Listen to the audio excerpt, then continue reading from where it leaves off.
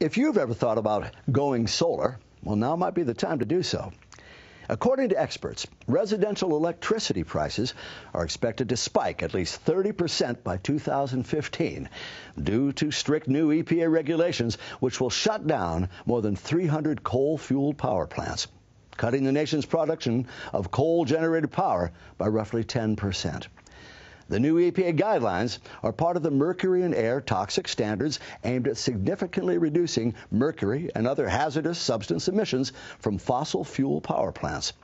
And while the new EPA regulations may be good news for the environment, the reduced production means an increase in demand, which is bad news for the consumers' wallets.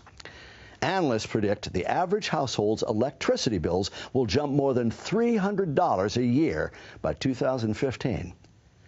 To meet the 2015 EPA guidelines, power companies have already started shutting down coal-fueled plants.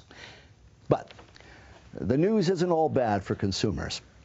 Thanks to the impending rate increases and lucrative government incentives allowing customers to lock in current electricity rates, well, there's never been a better time to go solar. One of the benefits of going solar is the fact that, first of all, we're going to save you a little bit of money.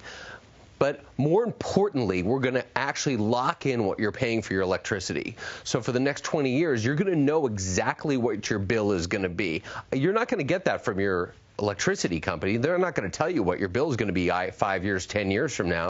Homeowners wishing to lock in their current electricity rates are urged to call the Solar Center of Woodland Hills now, before rates rise any further.